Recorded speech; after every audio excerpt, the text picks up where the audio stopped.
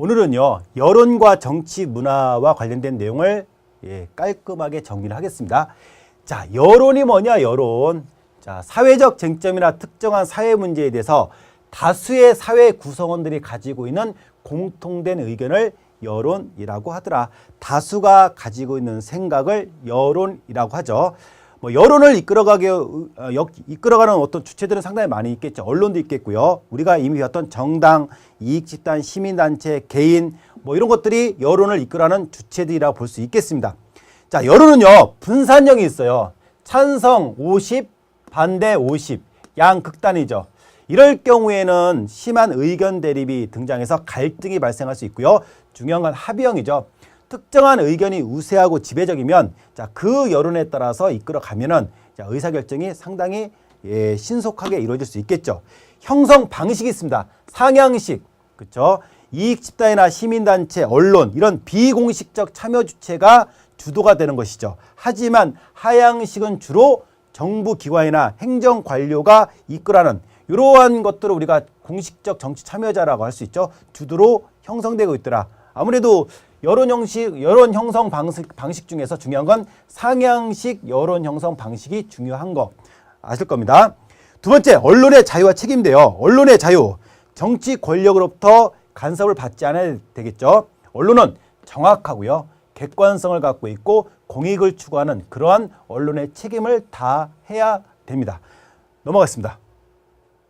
자, 정치 문화에서요, 정치 성향에 따른 분류가 있는데요.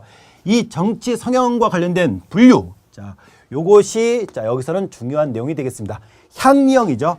정치 역할이 미분화된 전통 사회에서 주로 나타나고 있죠. 정치 공동체에 대한 명확한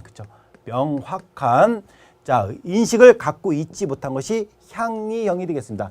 아직 정치적 역할이 분화가 안 되어 있어요. 우리 전통 사회에서 주로 나타나는 형태가 바로 향리형이죠.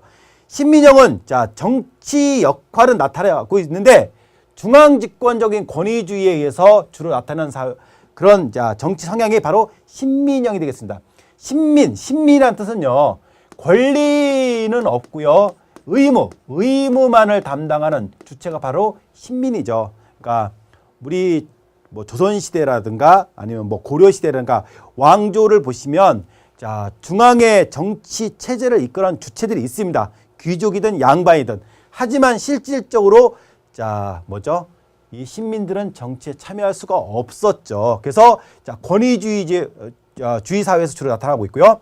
정치 공동체에 대한 인식은 있어요. 하지만은 참여가 소극적이고 참여가 제한되고 있는 것이 바로 이 신민형 정치 성향에 따른 분류 특징이죠.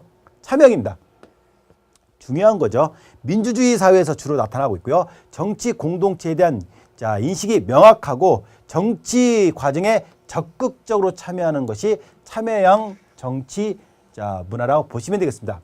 향리형은 정치적 역할이 미분화된 전통 사회에서, 신민형은 중앙정치적 권위주의에서, 참여형은 민주주의 사회에서 적극적이고 능동적으로 참여하는 것이 바로 참여형 정치 문화라고 정리를 하시면 되겠습니다.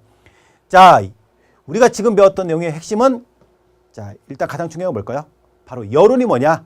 그리고 여론의 참여는 공식적 참여자, 비공식적 참여자, 그리고 정치 성향에 따른 분류에서 향리형, 신민형, 참여형에 대한 특징을 정리하시면 되겠습니다. 감사합니다.